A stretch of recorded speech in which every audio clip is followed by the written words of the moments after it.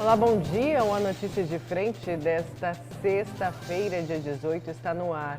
Seja bem-vindo, chega junto com a gente, participa aqui do A Notícia de Frente. Deixa eu dar um bom dia aqui ao Lúcio Sorge. Bom dia, Lúcio, tudo bem? Bom dia, Nayara. Você me deu bom dia. Bom dia, Haroldo. Bom dia, Lúcio. E bom dia você que nos honra com sua companhia. Você deu bom dia para mim hoje com 1 minuto de atraso. Às 6h06. Porque é o seguinte, eu estava esperando que esse bom dia fosse às 6h05, não é? 5, olha, é cabalístico, hein? Olha, hoje você pode oferecer água, café, refrigerante, mas não ofereça suco para os flamenguistas. Não ofereça, porque eles vão lembrar do Del Valle. Que é isso, gente? Olha, se perder de 1, de 2... Que chocolate, hein? Já mandei um áudio hoje cedo. Não fala muito, viu, que o Palmeiras pode repetir. Bom dia, professor. Bom dia, Nayara Moura, bom dia, Lúcio Sorge, bom dia a todos os nossos queridos telespectadores. Já mandei um áudio cedo hoje para um amigo meu, Alexandre Amaral. Já mandei cedo. Não, aqui é forrado. Aqui. Na TV Vila Real aqui, hoje... O seguinte, 5-0. Só que hoje vai ser difícil ver essa turma. Hoje eles vão se esconder. Hoje eles vão se esconder aqui, não é? E de repente apareceram tantos flamenguistas, né? Mas está todo mundo calado. Mas bom, aqui no estúdio eu acho que não tem nenhum. Não tem perdido. E para complicar, tem um vascaíno ali. Gente, olha, vem junto com a gente, participa, manda sua mensagem aqui no A Notícia de Frente, no cantinho da sua tela, o telefone, seja um dos nossos comentaristas. Vamos então com imagens do trânsito aqui na capital, no início desta manhã de sexta-feira, dia 18. Olha aqui, vamos com o trânsito na Avenida do CPA, trânsito tranquilo neste momento, mas como todos os dias você pode perceber a fumaça concentrada. Piorou em relação a ontem, né? Essa relação ontem. E os carros estão andando com o farol ligado, por recomendação da Secretaria de Mobilidade Urbana, tem que andar, viu, gente? Para poder ser visto e ver o veículo também. Temos mais um trecho aí da Avenida do CPA, trânsito também tranquilo. E no fundo você não enxerga nada, né? O meu medidor, interessante isso, né? O meu medidor de fumaça na cidade, quando eu saio da minha casa, Jardim Cuiabá, e venho, passo em frente ali aquele despraiado, sabe o elevado do despraiado ali? Lá tem uns postes com as lâmpadas acesas, né? Exatamente, com os postes com as lâmpadas acesas. Então, a lâmpada, a fumaça na lâmpada é a referência que eu tenho exatamente de mais ou menos. Miguel Sutil, ó. E olha como é que está hoje, está um dos dias, está parecendo com quarta-feira, que também estava muito ruim. E o duro é que você fica cheirando fumaça, né? Sua roupa fica cheirando fumaça, cabelo fica cheirando fumaça, enfim, você está inalando, você está respirando, tudo isso, você está cheirando a fumaça. Infelizmente, a gente tem que viver nessa situação. E tem previsão de chuva para segunda-feira. Viu? Uma previsão de chuva para segunda. Começa a nublar no domingo, só que aí com muito cuidado com essa chuva, né, gente? Porque essa chuva vai ser aquela chuva que vai limpar toda essa sujeira, essa concentração de fumaça vai escorrer. Quem pegar aí na rua essa chuva ácida, né? Vai se sujar e muito. Vai sujar muitas coisas. Muito. Eu vou aproveitar, inclusive, essa abordagem que foi feita, que eu acho bastante oportuna, essa abordagem que nós fazemos logo cedo aqui no programa, com relação à fumaça, as queimadas todas, para dizer que o meu destaque de hoje, já adiantando, né? O meu destaque de hoje vai tratar exatamente isso. Apesar de toda essa tragédia do Pantanal, mais de 1000 focos só na região de Poconé, onde o presidente da República vai fazer uma visita, né? O número de multas caiu de forma significativa. E por que essas multas caíram? Né? O que é que está acontecendo? Nós sabemos que quanto menor a fiscalização no campo, maior o sentimento de impunidade. Portanto, a gente precisa... o meu destaque vai ser sobre isso. Olha só, nem sei que trecho é esse, Lúcio, ajuda aí. Difícil, hein? Difícil. A Verônica soprou aqui. Não, é a Getúlio Vargas. Não, peraí. Só que a câmera está um pouquinho mais alta e só tem fumaça. Essa câmera está desfocada ou não? Não, fumaça. Gente do céu. Fumaça. Eu acho que essa câmera está para cima, não está? Não, tá gente. Fumando? Hã? Ou é fumaça isso? É os prédios, Priscila gente. vai abrir. É fumaça. A aí, fumaça. Ó, ela tá andando. Tá no topo dos prédios. Aí, Perto da Mas sua aí, casa. ó, você Aproveitando. Agora sim, você vê um pouquinho de prédio. E aproveitando essa fumaça aí, Olha isso. e só para complementar esse destaque aí do professor Haroldo Arruda, a gente vai exibir também aqui no A Notícia de Frente hoje uma parte de um discurso do presidente Jair Bolsonaro falando sobre o meio ambiente. Só no Pantanal, vamos ficar só no Pantanal, com mais de 2 milhões de hectares destruídos pelo fogo, o presidente Jair Bolsonaro faz um discurso e fala assim, olha, o Brasil está uma beleza na proteção do meio ambiente. Espera aí, vou pedir uma ajuda, né? Depois vocês me informem aí, um contato, né, com o Palácio do Planalto, com a assessoria do presidente, porque eu queria conhecer esse Brasil. Que Brasil é esse? Que Brasil é esse? Né? Então a gente vai mostrar essa fala aqui do presidente Jair Bolsonaro. Né? Olha, e falando em presidente, vamos agora ao vivo com o repórter Bruno Pinheiro, que ele vai trazer informações para a gente da visita do presidente Jair Bolsonaro hoje a Mato Grosso. Bruno, já temos o Bruno aí na tela? Vamos dar bom dia aqui o Bruno. Bruno, conta para a gente qual que é o motivo da visita do presidente a Mato Grosso, a queimada no Pantanal?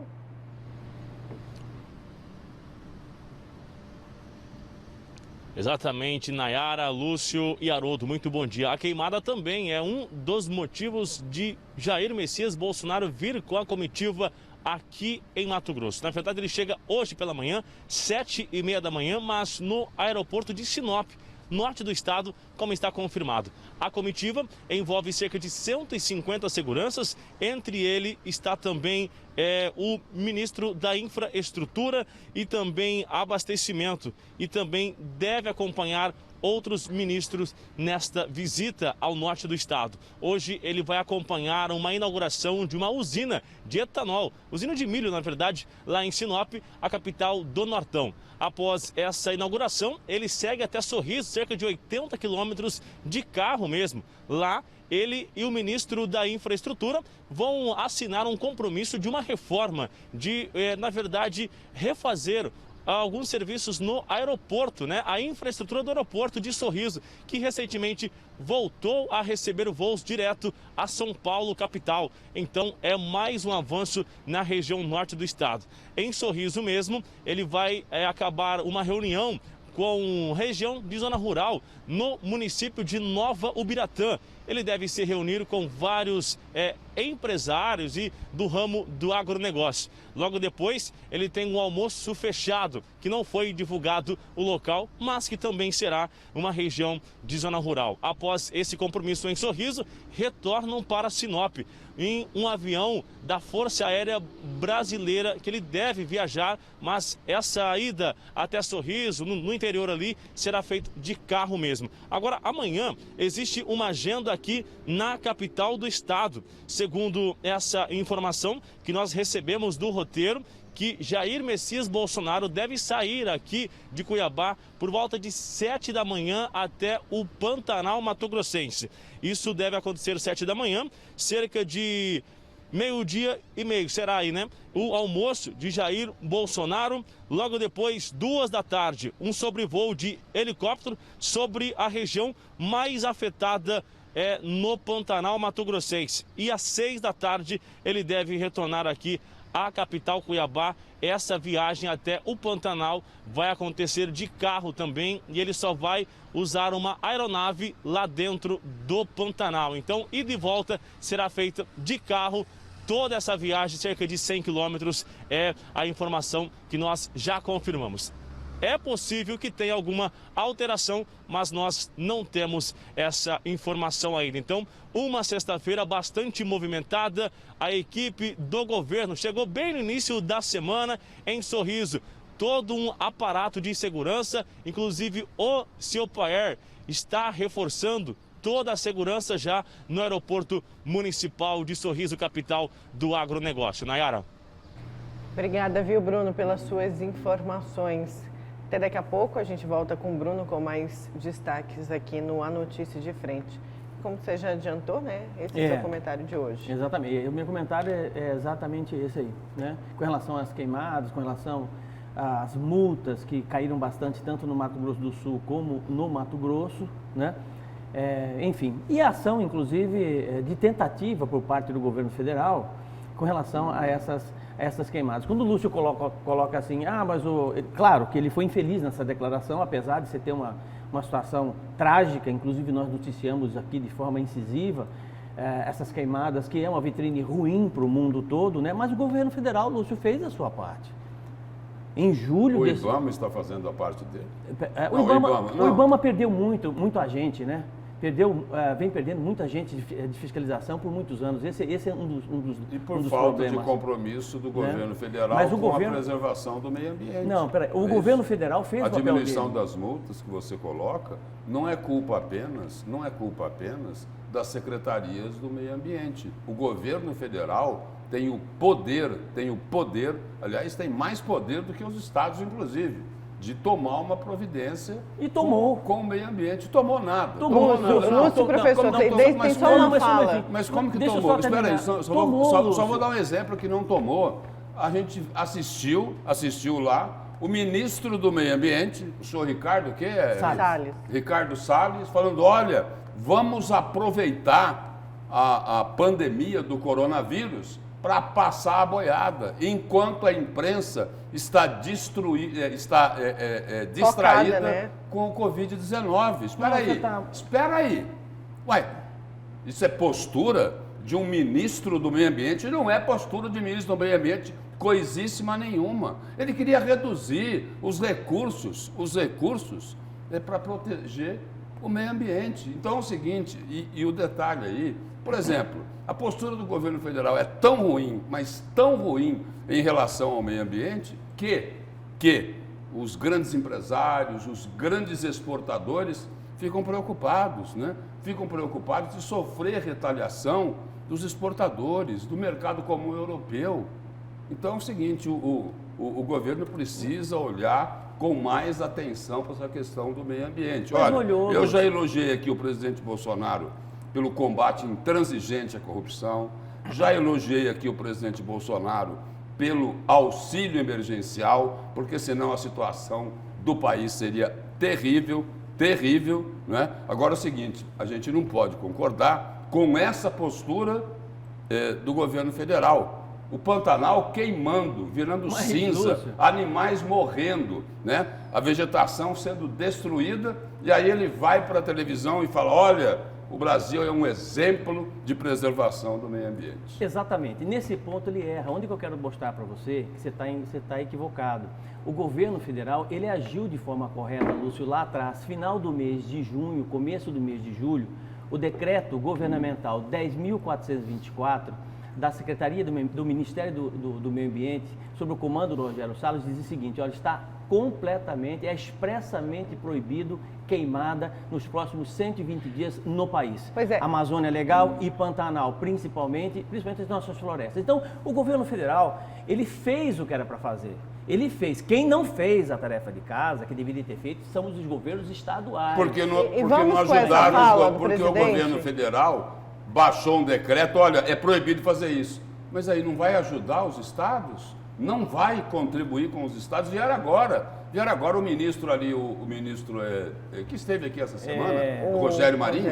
Rogério Marinho, não é? Veio aqui e deu 10 milhões de reais para ajudar no combate aos incêndios florestais. O problema é o seguinte, tanto o governo federal como os governos estaduais ficam a reboque todo ano, mas é todo ano em relação às queimadas. Todo ano eles ficam a reboque. Vão o seguinte, fechar a porta depois que a casa cair. Vamos com essa fala do presidente Jair Bolsonaro. A gente tem aí esse trechinho da fala que o Lúcio mencionou no início do programa. Vamos lá.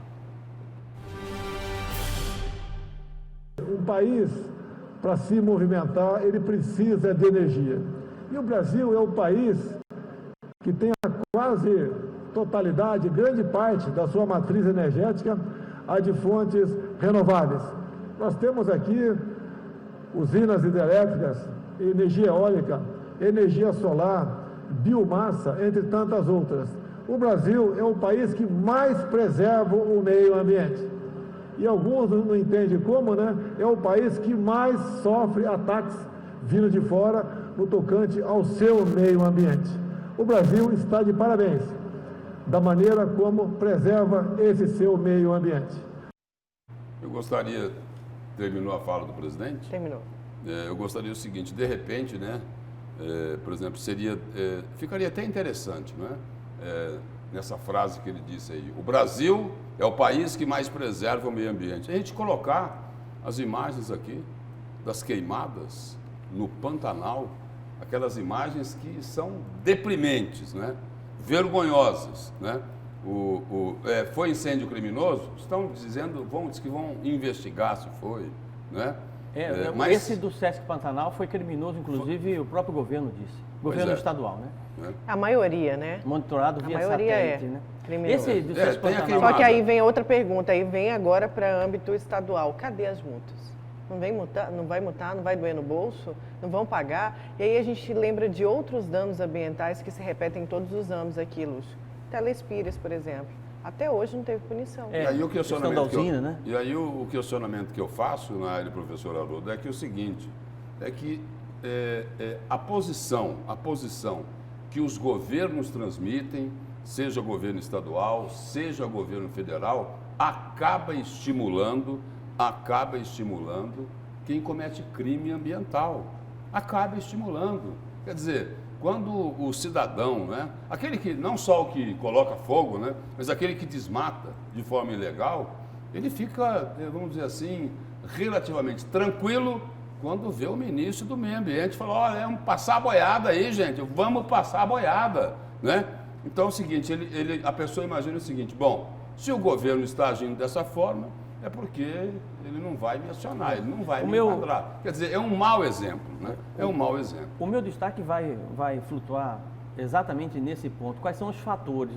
Não é um nem dois, são vários fatores. É uma conjunção de fatores. É uma conjunção de fatores, né? Que envolve governo federal, governo estadual, IBAMA, enfim. E a população também. E a população também. Quer dizer, então eu vou fazer um cenário geral para poder tentar, né? Lúcio, qual que vai ser seu destaque? O Haroldo já adiantou dele e o seu?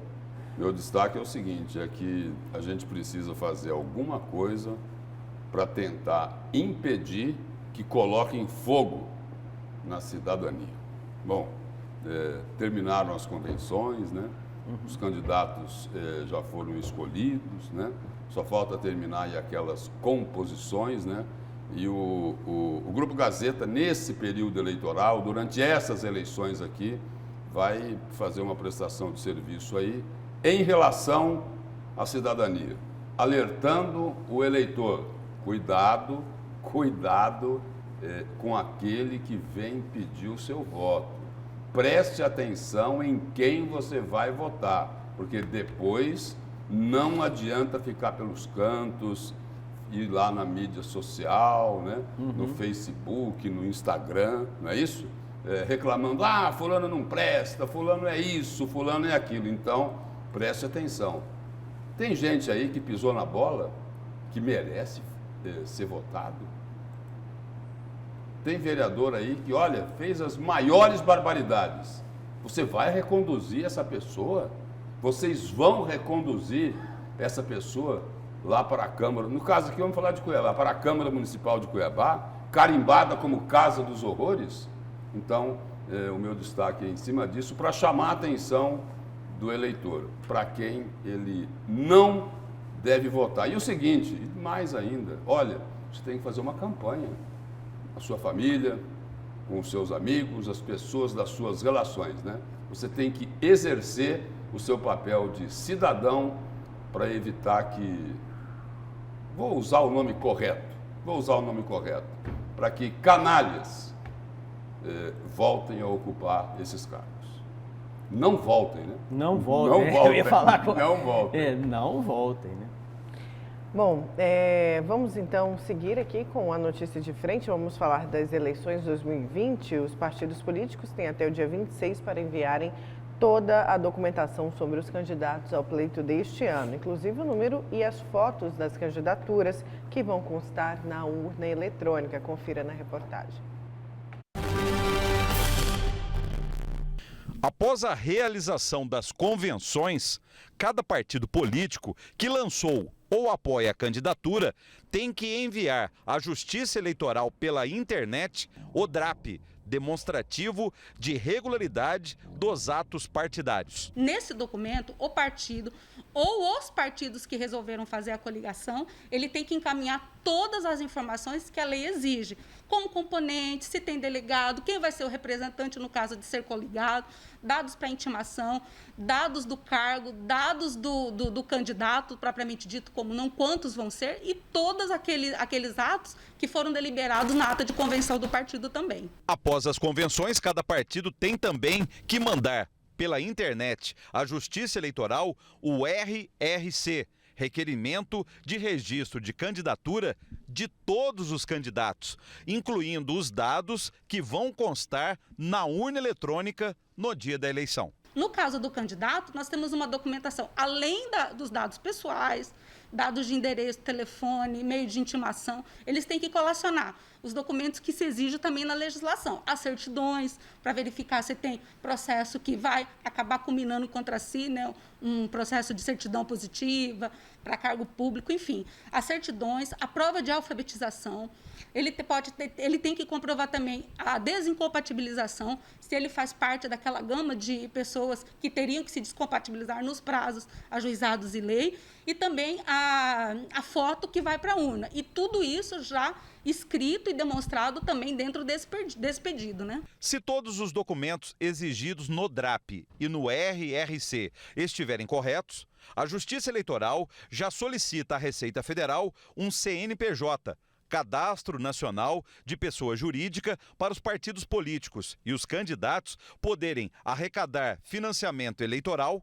e pagar as despesas de campanha. Tudo isto fica disponível para consulta pública no Candex, o módulo externo do sistema de candidaturas da Justiça Eleitoral, na internet. Na plataforma da Justiça Eleitoral, disponível para consulta pública via internet, qualquer cidadão pode consultar, inclusive, o patrimônio dos candidatos. Por exemplo, se ele tem um carro, uma casa ou uma fazenda, ou quanto que ele tem de dinheiro na conta bancária. E se o cidadão descobrir qualquer irregularidade desse candidato, deve denunciar à Justiça Eleitoral. Mas para isto, há um prazo. São apenas 5 dias corridos após a publicação da candidatura através da Justiça Eleitoral. A Justiça Eleitoral tem que publicar um edital de candidaturas e aí começa a correr o prazo para uma possível impugnação ou uma notícia de inelegibilidade daquele candidato. Para isso, nós divulgamos, então, a candidatura, o número do candidato, o número do processo, para que o cidadão ou o próprio Ministério Público acesse esses dados via o sistema Divulga ou via o sistema DJE também, e aí ele possa firmar a sua convicção. Se tiver prova, ele pode apresentar junto ao Ministério Público para que esse informe para a gente no próprio processo. Se a Justiça Eleitoral descobrir alguma irregularidade, o registro da candidatura não é autorizado. Neste caso, o partido político pode recorrer da decisão judicial em tribunais superiores ou trocar de pessoa como candidata. Na análise dos processos de registro, pode haver a impugnação ou a notícia de inelegibilidade. Isto não quer dizer que o candidato está indeferido. A ele vai ser concedido prazo para contestar aqueles argumentos que foram impugnados e, depois disso, o pleno do TRE acaba reanalisando todas as informações, as provas e evidências para falar realmente se aquele candidato merece ter o seu registro indeferido ou se ele vai seguir na campanha. Depois disso, depois dessa decisão, inclusive, por exemplo, se ele for indeferido, ainda cabe recurso ao TSE. Certo, então, e o Antônio chamou atenção, não é isso? O Antônio chamou atenção para as denúncias também durante a matéria que a gente vem falando aqui. Cabe a você. Tem um aplicativo também, está disponível para iOS, Android, chama Pardal. Você pode baixar, já deixar ali armazenado e registrar que seu nome não será identificado junto à Justiça Eleitoral. E para fazer justiça, a Justiça Eleitoral essa ferramenta aí foi importantíssima na última eleição. Foi importantíssimo. Foram denúncias e mais denúncias que chegaram à Justiça Eleitoral por meio desse aplicativo aí, o Pardal. Certo. Olha, vamos aqui a algumas participações dos nossos telespectadores. O nosso telespectador mandou esse vídeo aqui pra gente, olha. É Bolsonaro que está ateando fogo no Pantanal. Primeiro que ninguém falou que o presidente está fazendo isso, tá, gente? Aqui são os homens do ICMBio. E eu vou explicar. É fake news, tá? Só para que você não propague fake news. É fake news esse vídeo de que eles estão... Até porque propagar fake news é crime. Que eles estão colocando fogo no Pantanal. O que é isso? Isso é um contrafogo, é chamado de contrafogo. É uma técnica de combate do fogo frio. É isso mesmo. Esse é o famoso fogo frio contra fogo. Ela é uma forma preventiva, cria uma pequena linha de chamas que vai de encontro ao incêndio florestal, quando há dificuldades no controle. Logo depois o incêndio é apagado pelos brigadistas. Exatamente isso que vocês estão vendo nessas cenas, que não foi feito segundo... Gente, olha, eu não estou me posicionando aqui em defesa de ninguém, mas segundo o presidente Jair Bolsonaro, o ministro Rogério Salles, que não foi feito nos últimos 2 anos na região do Pantanal, no Mato Grosso do Sul e Mato Grosso. Esse fogo frio, ele é fundamental para que você não tenha um acúmulo muito grande de massa orgânica. Então, a cada 2 em 2 anos, é necessário que se faça. É o fogo planejado, é o fogo organizado, né?